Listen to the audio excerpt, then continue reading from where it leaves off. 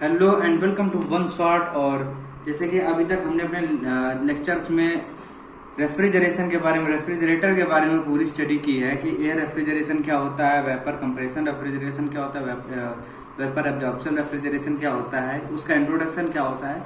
ये सारी चीज़ें हमने अपने अभी तक के लेक्चर्स में देखा और आज हम लोग पढ़ने वाले हैं एयर कंडीशनिंग के बारे में। आज से हम लोग पढ़ेंगे एयर कंडीशनिंग के बारे में।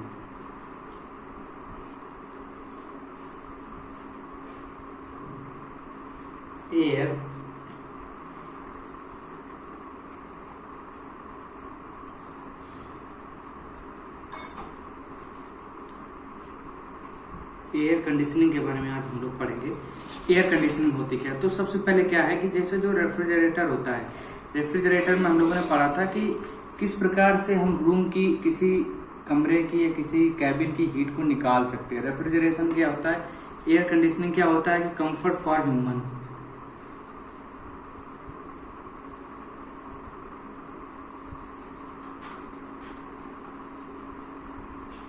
ह्यूमन कंफर्ट किस पर बात की जाती है? Comfort of human, human comfort की बात की जाती है कि मान लीजिए कोई एक रूम है, एक कैबिन है, वहां पर हम क्या क्या चीज देखते हैं। वहां पर हम देखते हैं कि जो एयर है, एयर के रेस्पेक्ट में हम देखते हैं कि एयर की ह्यूमिडिटी कितनी है।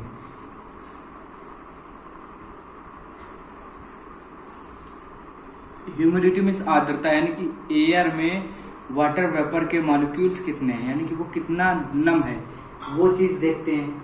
ठीक है, उसके अलावा देखते हैं कि एयर की वेलोसिटी यानी एयर का मोशन कितना है।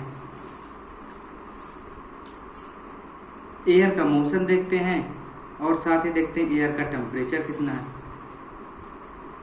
तो एयर का मोशन हो गया, एयर का टेम्परेचर हो गया, और देखते हैं क्लीनिंग कितनी है,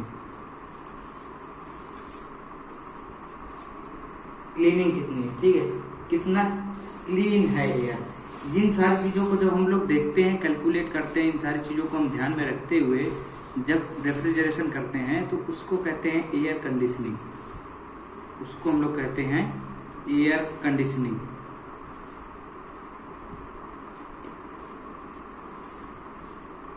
यानी कि रेफ्रिजरेटर में क्या था कि हमारा सिर्फ मकसद था कि हम चीज़ों को कितना ज़्यादा ठंडा कर सकते हैं, लेकिन एयर कंडीशनिंग में हमारा मकसद ये होता है कि हम ह्यूमन कंफर्ट को कितना ज़्यादा मतलब देख सकते हैं, ह्यूमन कंफर्ट को कितना ज़्यादा अप्लाई करा सकते हैं। ठीक है, तो उसी हिसाब से यही होता है। अब इसमें अगर बुक में देखेंगे तो बहुत सारी चीज़ें हैं जो थ्योरी बेस में मिल जाएंगे कि मतलब कि ईयरली क्या होता है ह्यूमन कंफर्ट, मतलब ईयरली एयर कंडीशनिंग क्या होता है, ठीक है ना, समर एयर कंडीशनिंग क्या होता है, विंटर एयर कंडीशनिंग क्या होता है। तो ये सारी चीज़ें ऐसी हैं जो थ्योरी बेस में आप कहीं से भी इनको पढ़ सकते हैं, लेकिन जो चीज़ें हमें एयर कंडीशनिंग में जो चीज़ें हमें दिक्कत करती हैं, वो चीज़ों में हम जो टर्म्स हमारे आने वाले हैं वो हम चीज़ें देखने वाले हैं, जिसको कहते हैं साइकोमेट्रिक, जिसको कहते हैं साइकोमेट्रिक।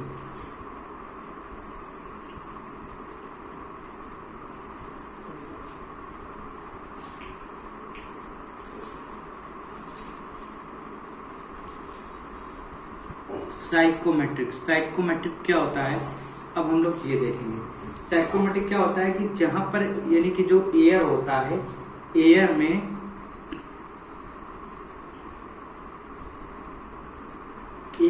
जल वाष्प का मिश्रण कितना होता है। ठीक है ना, एयर में वाटर वेपर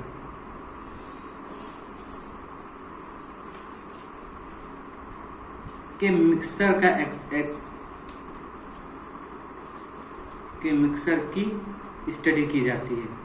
यानी कि एयर में वाटर वेपर कितना मिक्स है, उस चीज़ की हम स्टडी करते हैं। ठीक है, क्योंकि जब हम एयर कंडीशनिंग करते हैं तो रूम के अंदर क्या होता है कि जो ड्राई एयर तो होती नहीं है, उस एयर में कुछ न कुछ वाटर वेपर मॉलिक्यूल्स होते हैं जो हमें ठंडा होने का एहसास दिलाते हैं। तो उस चीज़ की हम लोग जो स्टडी करते हैं वो हमारा कहलाता है साइकोमेट्रिक। साइकोमेट्रिक जो होता है, अब इसमें जो टर्म्स हमारे जो यूज होने वाले हैं, जो इम्पोर्टेंट टर्म्स है, टर्म्स तो बहुत सारे यूज होंगे, लेकिन जो इम्पोर्टेंट टर्म्स है उन टर्म्स को हम लोग एक वन बाय वन डिस्कस करेंगे। ठीक है, तो जो टर्म्स इन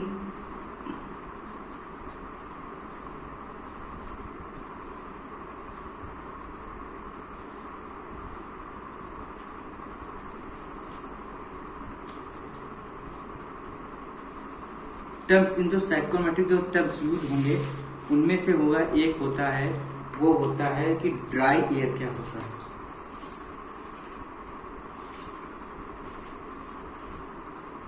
ड्राई एयर क्या होता है? ड्राई एयर क्या होता है? ड्राई एयर ऐसी एयर होता है, ड्राई एयर में कह सकते हैं वह एयर जिसमें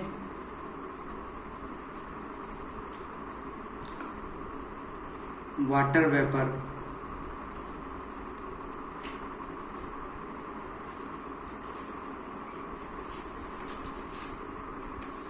के मॉलिक्यूल ना हो। समझ रहे हो? ऐसे एयर जहां पर वाटर वेपर के मॉलिक्यूल्स ना हो उसको हम लोग कहते हैं ड्राई एयर। यानी ऐसी एयर जिस पर शुष्क, जिसको ड्राई एयर को हम लोग भी कहते हैं क्या? शुष्क वायु। शुष्क वायु यानी कि नो वाटर वेपर। ऐसी वायु जैसे कि हमारा जो क्या होता है, स्टीम होता है, स्टीम होता है, उस पे क्या होता है कि भाप में वाटर वेपर होते हैं, लेकिन जब उसको अगर सुपर हीटेड कर देते हैं, उसको भी जब हीट कर देते हैं तो जो एयर प्राप्त होती है वो हमारी होती है शुष्क एयर यानी कि ड्राई एयर। ठीक है, एक वो ड्राई एयर हो गया। इसके बाद जो हमारा नेक्स्ट टर्म होता है वो नेक्स्ट टर्म होता है जो एयर होता है लगभग 3 प्रकार का होता है। एक होता है ड्राई एयर, दूसरा होता है मॉइस्ट एयर, मॉइस्ट एयर, और जो तीसरा होता है सैचुरेटेड एयर। हम वो टर्म्स यूज यहाँ पर पढ़ेंगे जो हमें आगे साइकोमेट्रिक में वर्क देंगे। मॉइस्ट एयर क्या होता है कि जिसमें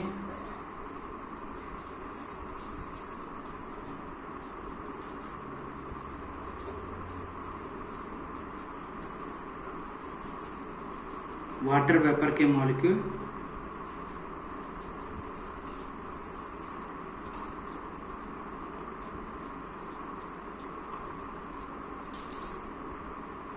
प्रेजेंट हो, उसको हम कहते हैं मॉइस्ट एयर। ठीक है, अब नेक्स्ट है सैचुरेटेड एयर। सैचुरेटेड एयर क्या होती है कि जिस पर वाटर वेपर के मॉलिक्यूल्स और ऐड ना किए जा सकें, वाटर वेपर के मॉलिक्यूल्स और ऐड ना किए जा सके, यानी कि ऐसी एयर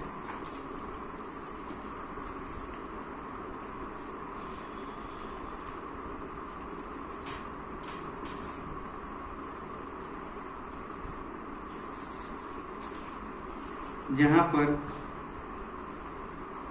वाटर वेपर के मॉलिक्यूल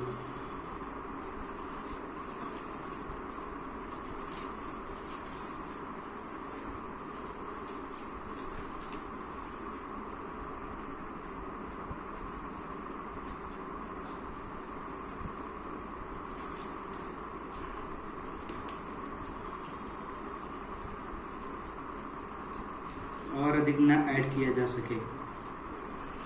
यानी ये एक प्रकार से लिमिटिंग से कंडीशन हो गई। यानी कि ऐसी कंडीशन जैसे कि अगर कोई वाटर है, वाटर वेपर है, ठीक है, उस पर अगर हमारा मान लीजिए कि जितना वाटर वेपर मान लो उस पर है, ठीक है, अगर हम उससे अधिक वाटर वेपर, जैसे कि सैचुरेटेड मीन्स वही होता है, जैसे कि अगर हम इसको अदर एग्जांपल से सीखें तो अदर एग्जांपल में अगर हम लोग जैसे देखते हैं कि कोई चीनी का घोल है, ठीक है, तो चीनी के घोल में एक ऐसी कंडीशन आ जाती है जहां पर हम चीनी और अधिक नहीं मिला सकते, यानी कि लगभग वो हो जाता है कि आप उस पर चीनी और अधिक ऐड नहीं कर सकते, तो वो हमारा सैचुरेटेड लिक्विड हो जाता है। उसी प्रकार सैचुरेटेड एयर ऐसी एयर है जिस पर वाटर वेपर के और मॉलिक्यूल हम उस पर ऐड नहीं किया जा सकता, यानी कि अधिक और अधिक ऐड नहीं किया जा सकता, यानी लगभग इतना है कि बस इसके आगे वाटर वेपर के मॉलिक्यूल ऐड नहीं कर सकते, तो उस कंडीशन को हम लोग कहते हैं सैचुरेटेड एयर। ठीक है, अब जो आगे है, आगे जो टर्म्स है वो बहुत इंपॉर्टेंट टर्म्स है, उसको कहते हैं ह्यूमिडिटी।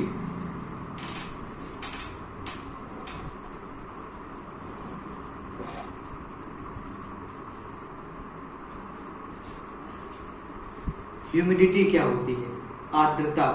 आर्द्रता क्या होती है कि 1 किलो, ह्यूमिडिटी क्या होती है 1 kg शुष्क वायु में,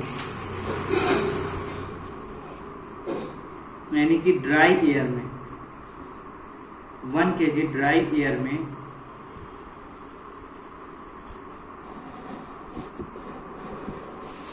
1 kg ड्राई एयर में जितनी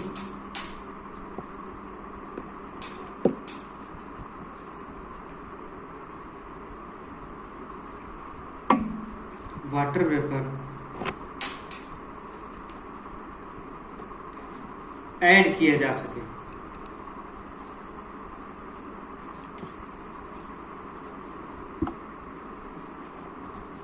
क्या कहलाता है?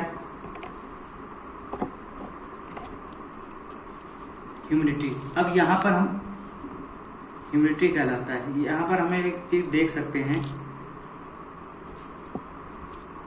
कि सैचुरेटेड एयर और ह्यूमिडिटी लगभग इक्वल है। यहाँ पर क्या होता है कि वाटर वेपर मॉलिक्यूल्स और ऐड ना किया जा सके, किस पर? ड्राई एयर में ही होता है, ठीक है। लेकिन यहाँ पर क्या होता है कि ड्राई एयर में लेकिन लिमिटिंग है कि ये 1 kg हो। 1 kg अगर होगा तो 1 kg ड्राई एयर में जितने भी वाटर वेपर के जो मॉलिक्यूल्स हैं ऐड किए जा सकते हैं उसको कहलाते हैं ह्यूमिडिटी, ठीक है। ह्यूमिडिटी मीन्स आर्द्रता, ठीक, उसको हम लोग आर्द्रता कहते हैं, ठीक है। और इसके बाद एक और आता है, वो आता है एब्सोल्यूट ह्यूमिडिटी।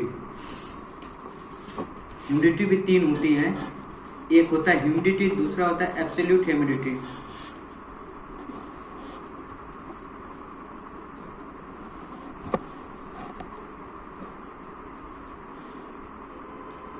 एब्सोल्यूट ह्यूमिडिटी, ठीक है। एब्सोल्यूट ह्यूमिडिटी क्या होता है? बस इसकी कुछ नहीं होता है, बस इसकी क्वांटिटी बदल दी जाती है। जहाँ 1 kg होता है वहाँ पर 1 kg की जगह हम क्या कर सकते हैं? 1 घन मीटर कर सकते हैं। 1 घन मीटर, 1 घन मीटर, इसको हम लिख सकते हैं 1 क्यूब मीटर, ठीक है। 1 क्यूब मीटर जो ड्राई एयर है,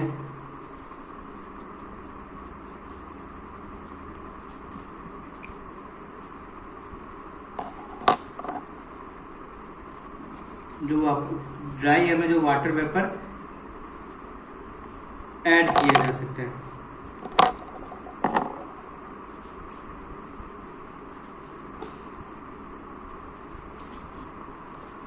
वो हमारा कहलाता है एब्सोल्यूट ह्यूमिडिटी, ठीक है। और नेक्स्ट क्या होता है? Relative humidity.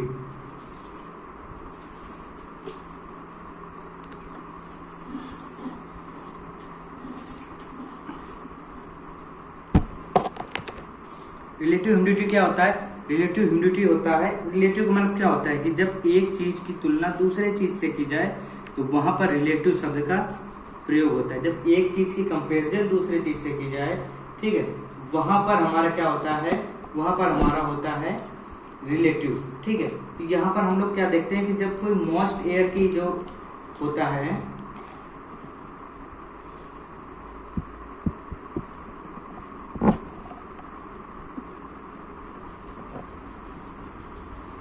यानी यहाँ पर हम लोग देखते हैं कि यहाँ पर देखते हैं कि जो मॉइस्ट एयर होता है,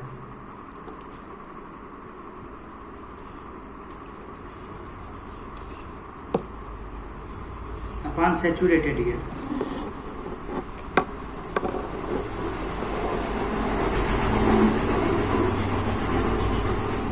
इसको क्या होता है? Relative humidity.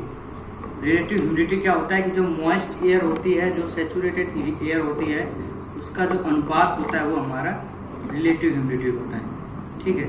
तो अभी हमने इतना देखा। अब हम अपने नेक्स्ट लेक्चर में देखेंगे कि जो साइक्रोमेट्रिक जो चार्ट जो ड्रा किया जाता है, जो साइक्रोमेट्रिक चार्ट में जो टर्म्स यूज होते हैं वो टर्म्स क्या होते हैं और साइक्रोमेट्रिक चार्ट कैसे ड्रा किया जाता है। आगे हम उसी चीज़ों में हम लोग फोकस करेंगे, ठीक। Thank you very much.